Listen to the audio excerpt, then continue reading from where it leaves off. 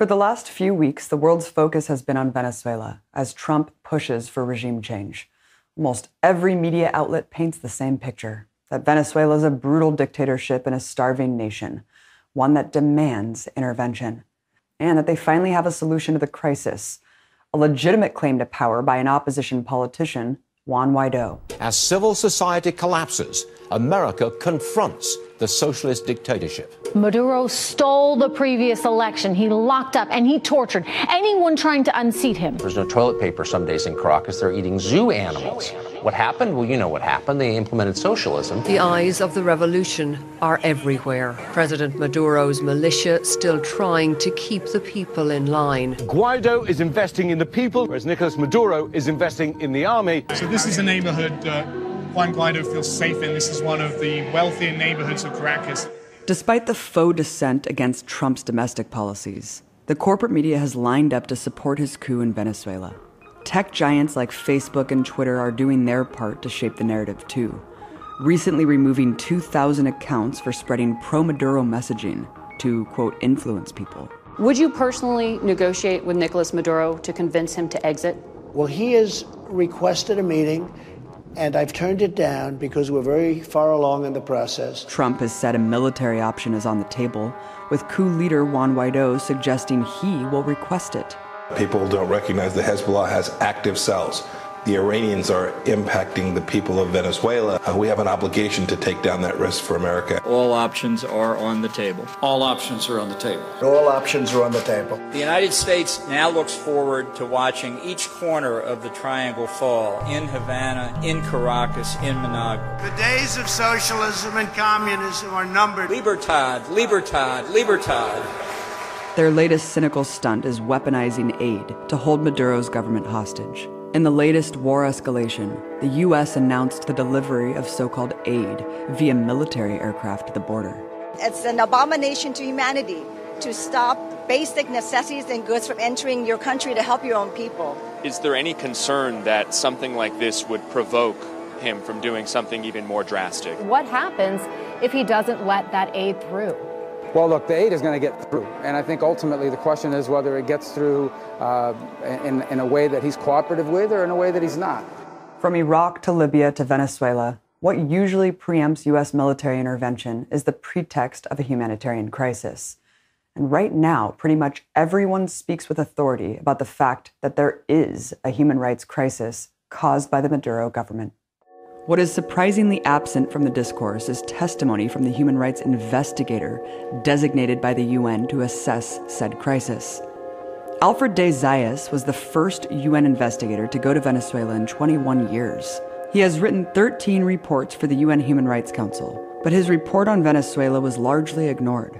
I spoke with Alfred to find out why. If you know a humanitarian crisis in Gaza and in Yemen, and in Syria, and in Sudan, and in Somalia, you wouldn't say there is a humanitarian crisis in Venezuela. And at no point when I was walking the streets in Venezuela did I feel threatened, or did I see violence, or did I consider that this country was undergoing a humanitarian crisis. But I see human rights more and more being instrumentalized to destroy human rights. There is a weaponization of human rights. I see the rule of law being instrumentalized to destroy the rule of law, and unfortunately, the complicity of the mainstream media. What I'm saying to you, I think it would have been sensible to say it to the BBC. It would have been sensible to say it to the New York Times and to the Washington Post and to The Economist and to the Financial Times. But at no time since I returned from Venezuela and since my report was officially presented to the Human Rights Council have I been approached by any of these organs who actually have a responsibility vis-a-vis you and vis-a-vis me and vis-a-vis the people of the United States to inform. You know, many people will say the crisis cannot be blamed on the sanctions, of course, that sanctions are being used as a scapegoat for Maduro's economic failures. Alfred, talk about the impacts of the sanctions thus far and the new sanctions that were just implemented on the state oil company. What is particularly Machiavellian, what is particularly cynical, is to cause an economic crisis that threatens to become a humanitarian crisis.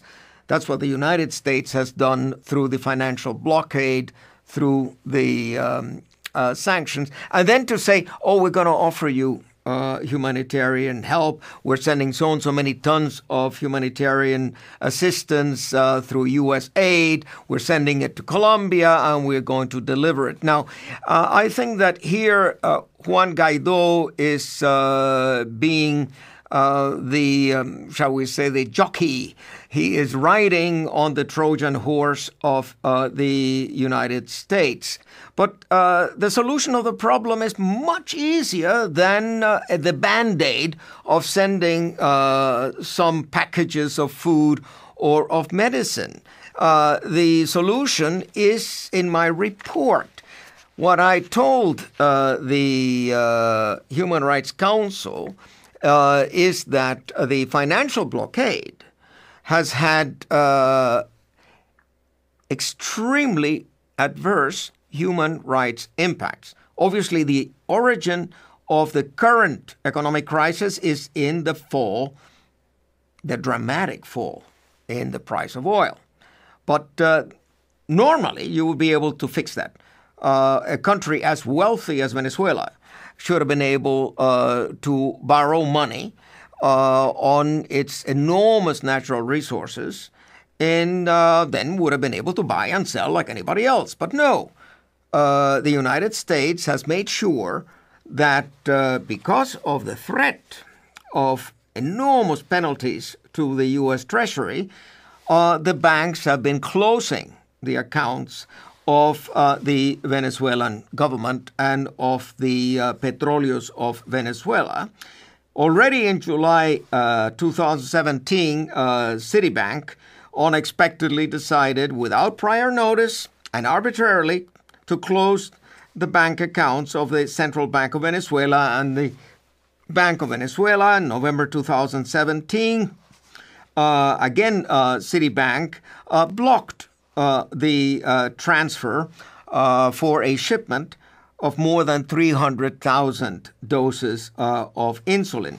In November 2017, the company Euroclear retained $1.65 billion that the Venezuelan government had paid for the purchase of food and medicine. Citgo, the Venezuelan state oil company based in the U.S., has not been able to transfer its profits outside the United States of America. It needs that money to buy food and medicine. And it is in the neighborhood, I think, by now of $9 or $10 billion that have been withheld. There again, Wells Fargo Bank withheld and canceled payment of $7,500,000 made by Brazil to Venezuela for the sale of electricity. In May 2018, the Venezuelan Minister of People's Power informed that a financial transaction amounting to $7 million for the purchase of dialysis supplies for patients, including children and adolescents, requiring such treatment had been blocked. So you see here the immorality of it, but not only the immorality of it, there is personal criminal liability for the impact of these sanctions. I mean, I am certain that the increase in child mortality, the increase in maternal mortality, the increased deaths for lack of insulin or lack of antiretroviral drugs is a direct result of this blockage, so that Venezuela has not been able to purchase what its people deserve. It's not like the government doesn't want to distribute. It's that the government is being, through an external economic war, is being asphyxiated. And that was the name of the game. What the United States intended to do was to create a situation whereby the people or the military would topple the government, and then the 1% could again come in and could again control the wealth of Venezuela. Venezuela had succeeded in bringing millions and millions of Venezuelans out of extreme poverty. Nobody cared in the 1980s and 90s that there were millions of Venezuelans dying of hunger and malnutrition. No one cared. It was a government that was palatable to Washington, and a government that was a right-wing government. The moment that a left-wing government came in power, priority number one in Washington was to topple it. And now you have the Bank of England seizing the gold, right, from Maduro, over $1 billion worth, and threatening to give it to Juan Guaido. That's yet another violation of international law. But try to bring the United States before the International Criminal Court or before the International Court of Justice. What I think is important now would be for the General Assembly to adopt a resolution condemning the sanctions and asking that the sanctions be lifted, because sanctions kill. I would also like to see the prosecutor of the International Criminal Court investigate to what extent the deaths already occurred in connection with the sanctions amount to a violation of Article 7 of the Statute of Rome. Article 7 defines crimes against humanity. Now, when you deliberately impose sanctions and financial blockades and an economic war that asphyxiates a country's economy and thereby make it very difficult for that country to provide the necessary food and medicines to its population, and as a consequence, thousands of people die, you have a case of crime against humanity. But the narrative in the mainstream press completely ignores it. When they refer to a humanitarian crisis, they put the entire fault on the government, and they say, well, socialism is a proven failure. Socialism will never work. Therefore, you have to have regime change. Juan Guaido swore himself in and was backed by the rest of the free world. And he has been recognized as such by the rational half of the world. Now a long list of countries joining the U.S. supporting Guaido. The sea of yellow you see there now recognizes the opposition leader, Juan Guaido. This coup is painted as legitimate by the media and political establishment because of the international support from major U.S. allies in Europe and Latin America. But let's take a quick look around the world to see what that support really looks like. As usual, the African continent is erased from the dialogue. There, 51 countries recognize Maduro. Only one, Morocco, recognizes Guaido. Then there's Asia and Oceania, where again, only Australia recognizes Guaido. The other 33 nations recognize Maduro. Moving on to the Middle East, where staunch U.S. ally Israel is the only country to recognize Guaido. The rest in the region continue to support Maduro's presidency. Next, the Americas and the Caribbean. Despite 17 countries across the continent recognizing Guaido, 19 countries still support Maduro. While the majority of U.S. allied Latin American powers back Guaido, in the Caribbean, the Bahamas is the only nation to do so. Lastly, there's Europe. Powers like France, Britain, and Germany have united behind the U.S. to support their puppet in Venezuela. Even so, stark opposition to this coup exists within Europe, including Italy, Greece, Norway, Switzerland, and the Vatican. So by international community, they really just mean a minority led by the white imperialist and colonizer nations. erasing non-white nations as members of the international community. How is this coup a violation of international law? Well, international law has been violated by the United States by interfering in the internal affairs of states. The United Nations Charter is fairly clear, especially in Articles 1 and 2, where the sovereign equality of states is guaranteed, where the right of self-determination of all peoples is guaranteed. The thing is, it's not for the United Nations to decide this is the better government. People determine their governments. That is the democratic way to go about it. And Article 2, Paragraph 3 says that if there's any dispute among states, those disputes shall be solved peacefully through peaceful negotiation. And then Article 2, Paragraph 4 prohibits not only the use of force, but the threat of the use of force. And Trump has been saying again and again that the military option is on the table. Well, the military option is a major violation of international law.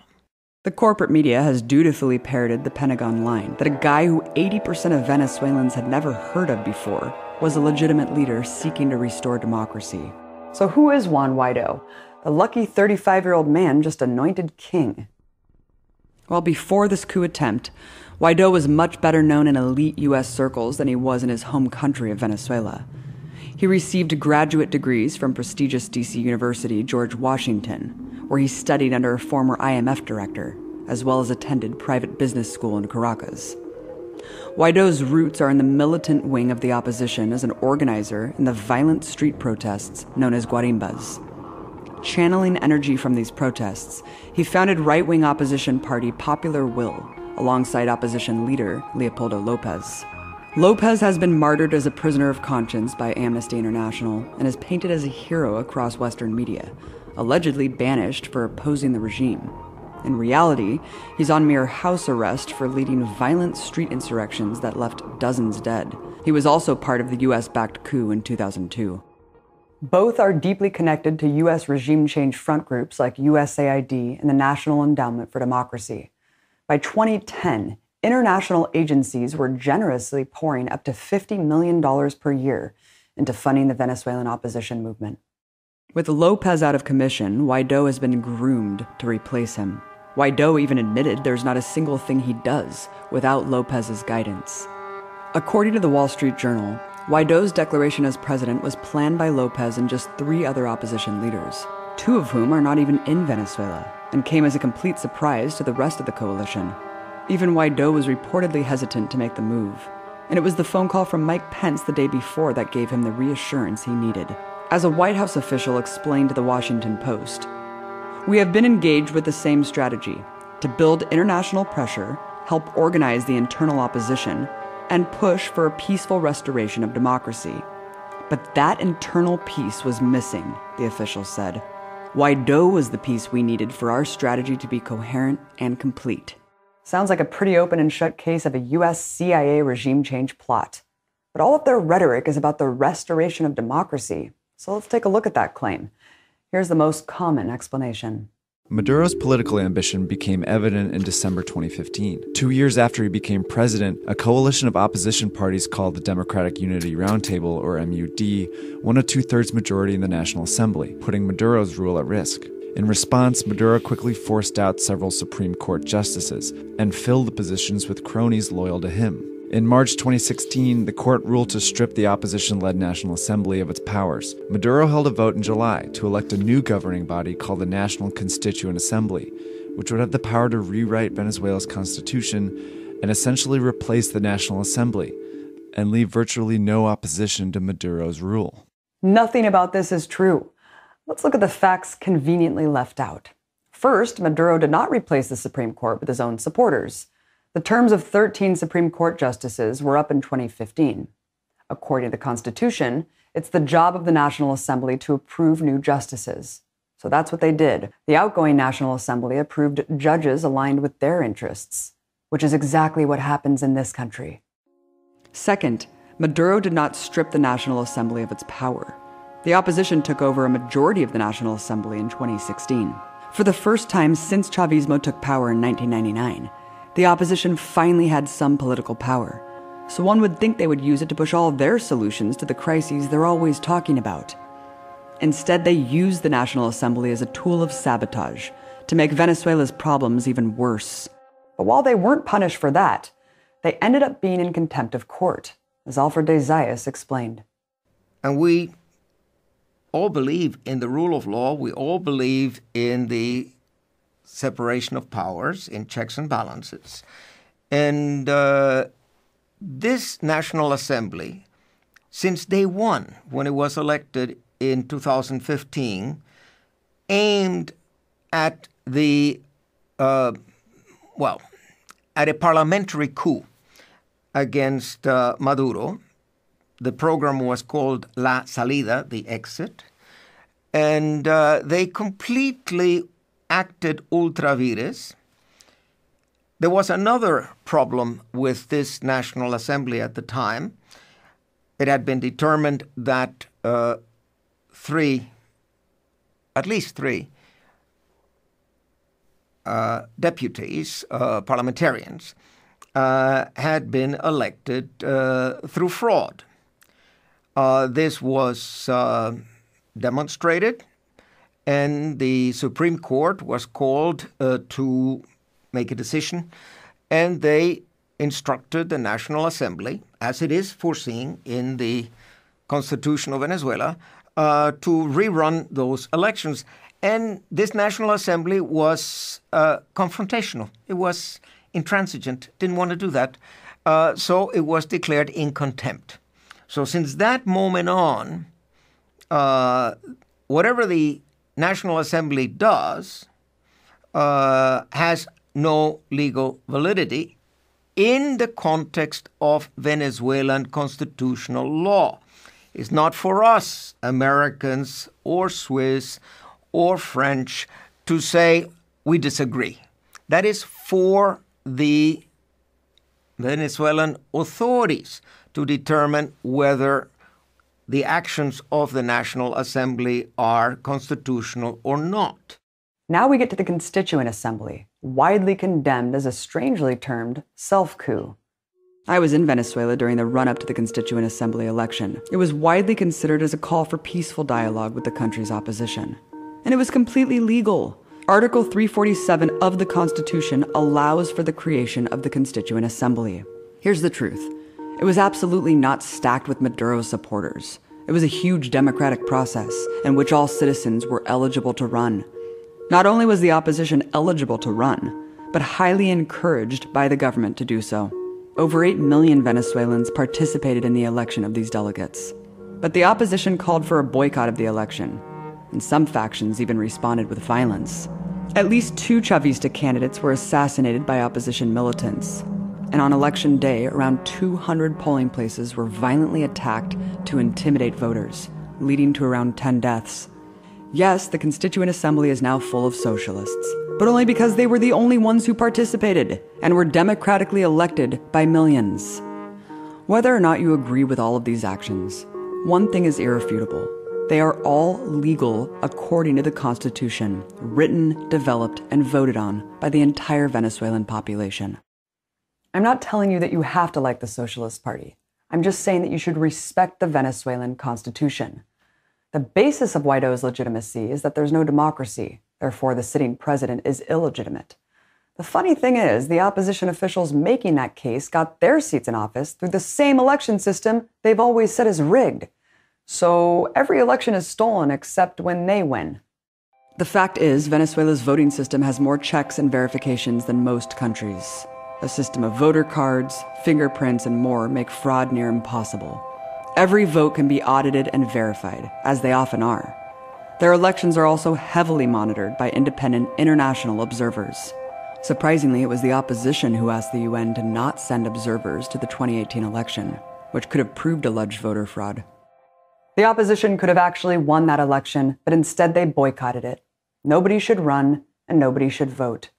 When opposition leader Henry Falcone disrupted the plan and filed his candidacy, the MUD opposition coalition expelled him. and the White House threatened to sanction him if he didn't drop out. In the end, Maduro won with 6.2 million votes, which is 31% of eligible voters. This is the same percentage Barack Obama won in the 2008 election. Not only that, but the elections were verified by 4 different international organizations with observers from over a dozen countries. One of those observers is the former Spanish Prime Minister José Luis Rodríguez Zapatero, who said, "I do not have any doubt about the voting process. It is an advanced, automated voting system." But since the opposition still deems it unfair, they're now invoking Article 233 of the Constitution, saying if Maduro wasn't really elected, there's a vacuum of power that puts them in charge. Article 233 defines a vacuum of power as one of these things. 1. The president's death, resignation, or impeachment. 2. Permanent physical or mental incapacity. 3. Abandonment of post. Or 4. A recall election. Maduro fits none of those definitions. But even if he did, Article 233 clearly states that it's the vice president, not the National Assembly president, who would replace him. The entire thing is a concoction that's easily debunked. Also, the urgency of regime change by Washington and Guaido is masked in the notion that Maduro's security forces are crushing dissent and wantonly executing peaceful protesters. After Guaido declared himself president, he called for huge rallies in the streets of Caracas. Hundreds of thousands, as far as the eye could see, heeded that call. These happened entirely peacefully and with no government interference, like I saw firsthand in 2017. But certain protests are violent, where armed wings set up flaming street barricades and confront security forces with Molotov cocktails, bombs, and guns. Such a blatant misrepresentation of the facts comes as no surprise. Here at Empire Files, we've already seen this playbook before. While in Venezuela during the deadly protests in 2017, where over 140 people were killed. The majority of the deaths were caused by opposition protesters, either directly by assassinations, lynchings, and other violence, or indirectly by the deadly Guarimba barricades that caused many accidents. Facts like these slip through the coverage of an obedient press. Why do you think the corporate media is so unified and lockstep behind this regime change narrative, yet bemoan entities like Russia Today and Telesur as state propaganda organs? Well, as I said, what drives the world is the economy. What drives the world is money. And the corporate moguls who control and own the press have an interest in having a world composed of the 1% that will rule everything and administer everything for our own good, or so they claim. And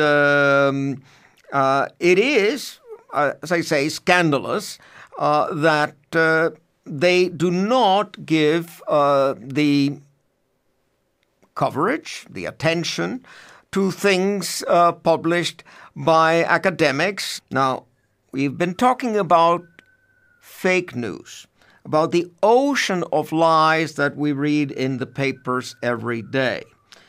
But it's not just the lies that create the problem, it's the absence of information. When a whole dimension is suppressed and you do not hear anything about other points of view, sooner or later you will accept the narrative that yes, there is a humanitarian crisis, ergo you need a humanitarian intervention, and if Maduro doesn't leave by his own free will, it'll be necessary to topple him. And then you find someone like Juan Guaido, who's going to play the game. I mean, every country has opportunists, and who will be the agent for the United States and for United States transnationals and for the United States oil industry. There are billions of dollars in profits to be made in Venezuela. And thus far, the profits have been used to satisfy the social needs of the Venezuelan people. That, of course, is likely to end if this coup is successful. I mean, if you want to have a coup d'etat in Venezuela, say so. You want a coup d'etat because you want American business to move in and to take the profits. That's where it's at. But it's not a question that you sympathize with the poor, suffering Venezuelan people when it is the United States that is causing that suffering. Well, at least John Bolton is speaking plainly about taking the oil. You know, you have him on corporate media he has. Talking about that. But of course, a lot of people mask this interventionism with humanitarianism. Let's talk about NGOs, Amnesty International, Human Rights Watch. People maybe understandably distrust the corporate media, but they do trust entities like these. They consider themselves impartial watchdogs. Why do you think their reporting on Venezuela is just as heavily skewed? Well, there is, and has been for a while, a human rights industry. Since 1980, when I joined the office, at that time it was called the Division on Human Rights of the United Nations, then a Center for Human Rights, now the Office of the High Commissioner, I've had the opportunity of observing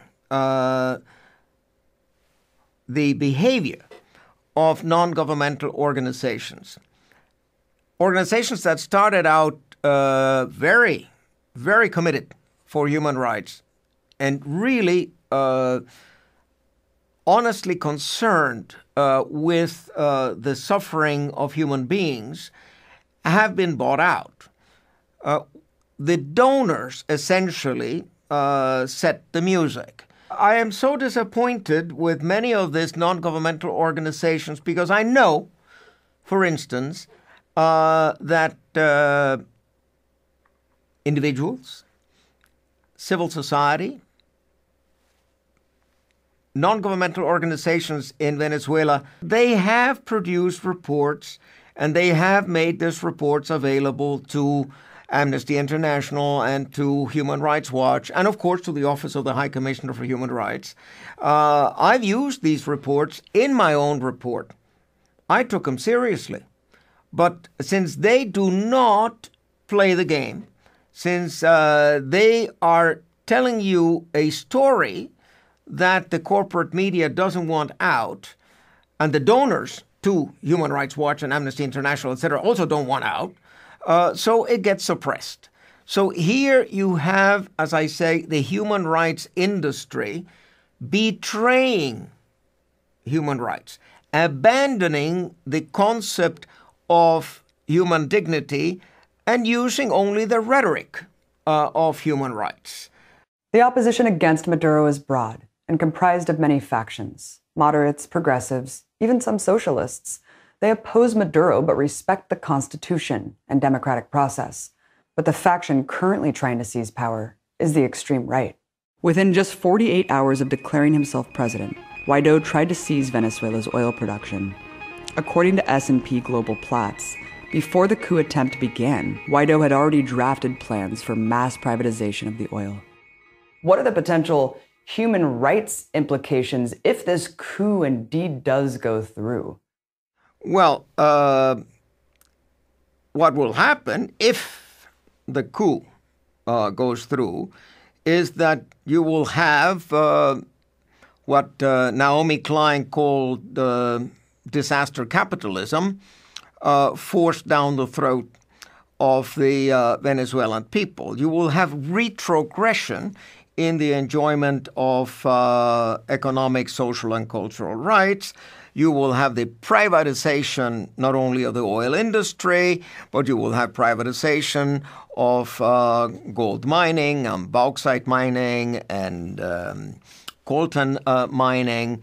They will do away with healthcare. They will do away with subsidized housing, etc., as happened already. I mean, I refer our viewers to the Carmona Decree of 11 April 2002. Back in the year 2002, the United States co-financed and conspired in connection with a coup d'etat against Hugo Chavez. That was the 11th of April. The coup d'etat lasted less than 48 hours because Chavez was enormously popular, and the military liberated him and brought him back to Miraflores. Pedro Carmona, the leader of the coup, in those 48 hours, did away with 49 pieces of social legislation, dissolved the Supreme Court, dissolved the National Assembly, because, of course, that National Assembly was Chavista.